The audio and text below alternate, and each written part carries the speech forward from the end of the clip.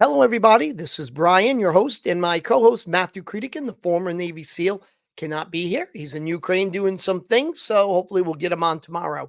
If you'd like to join us, we're Technology United for Ukraine is our nonprofit organization. We're always looking for engineers, scientists, technologists, or anybody who wants to help. So if you'd like to help out on a nonprofit side, if you're not an engineer, scientist, or in the technology world, please come join us or just put the word out. Link is in the description if you'd like to join. All right, let's get right into this. Here's a really interesting video that came out. Could be a project that we may work on in the future with some of our engineers. This is what I call the demon drone. And if you watch, this is a drone dropping thermite on Russian trenches. I mean, it looks really ominous. It's like it's walking, almost like it's running, and it's dropping. I don't know if anybody's, how familiar you are with thermite. It is extremely hot, and you get it on yourself, you're in a lot of trouble. And look, there it kind of burned out. There are videos of these working a lot longer, so you'll see them going. I seen one when it was going back and forth, just covering a wood line with thermite, and you can see it can start fires all over the place. So, this is the drier time of year, so I can imagine fire is a bit out of hand with these things flying around. But very interesting and very innovative of the Ukrainians. So now let's go to the Kursk area. And as we know, the Ukrainians, so this is the Kursk area. This is where the Ukrainians went in, as we can see this way and that way. And this is the area they currently have. Now, over on the western side of this offensive, we know the Ukrainians have also pushed in here. We don't know a lot. Ukrainians being very tight lipped about what's going on there. And that's great because we don't want them telling the enemy what they're doing. And if we look here, there's a river. And all the bridges have been taken out on this river, all of them.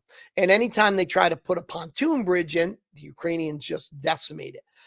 We know just recently there was contact between Ukrainian special forces and a convoy, Russian convoy, which they took out, the size of which isn't completely known.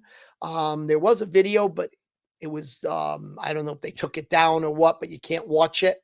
Hopefully one will come out later. I'll be able to see exactly what they hit, but definitely they're working way behind enemy lines, hitting convoys, trying to bring in supplies or relief, because there's 3,000 Russians trapped in this area currently. 3,000. I mean, that's a lot of troops to be trapped. And as it is right now, they can't get supplied unless there's drones bringing them in supplies. But it's going to be tough to resupply 3,000 people with just drones.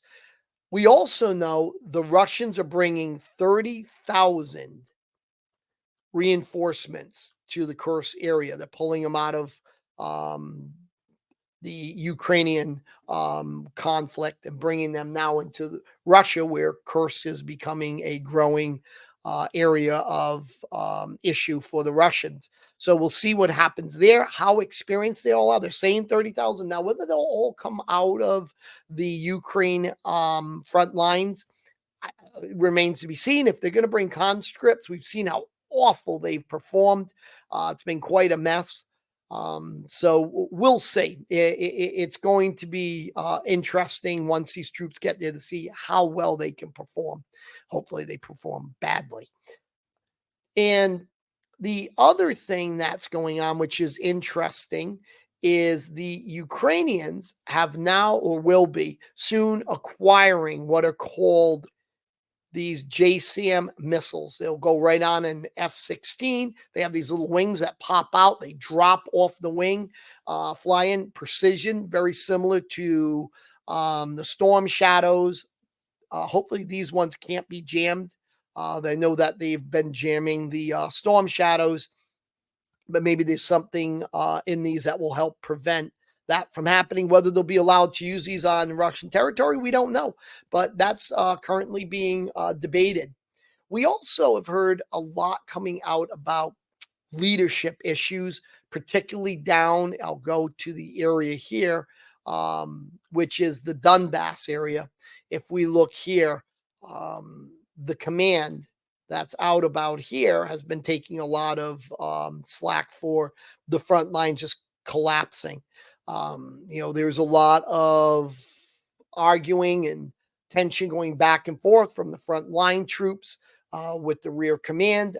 How they'll resolve this, I don't know, but let's hope they do it soon, because if we look at the advance right here, let's go back in time. Just watch this front line. You'll see it start to really erode as we go back. They've made a bit of progress. Now, remember, we're measuring these in, 10 kilometers over a month, 5. So is it super significant? Yes, given to where they're penetrating in. And this supply line right here could really badly impact the front lines. And this is these routes right here. These are critical to supply. So Russia wants to take this city right here, uh, Prokhovost. I think that's how they say it. That's their goal. And now, as we've gone back in time here, let's go forward. So keep your eye in this area here. So we go forward, you'll see all of a sudden, whoop, we're going backwards here. We'll see, look how much they begin to progress as they go out, as they come to today's date. This has been done over several months, but this is the progress they've been making at tremendous loss. And I mentioned this before, this is at tremendous loss. Let's hope the command gets their stuff together and begins to communicate better with their front lines, because communication is something that has come out as a complete issue. So, we'll see where all of this develops, how much they can improve. I'm thinking that with all the publicity that has been garnered from this, that they'll hopefully improve their communication issues. And with all these new weapon systems that should be coming in with this aid package, let's hope they'll be allowed onto Russian territory. All right, everybody. Again, appreciate you guys coming to our channel. Remember, the links in the description if you'd like to join Technology United for Ukraine. Soon we'll have some videos of things that we've done. We've kept ourselves kind of quiet for a while, but we've obviously become more public. And we have some things that we'd love to show you down the road. All right, everybody. Slava Ukraini.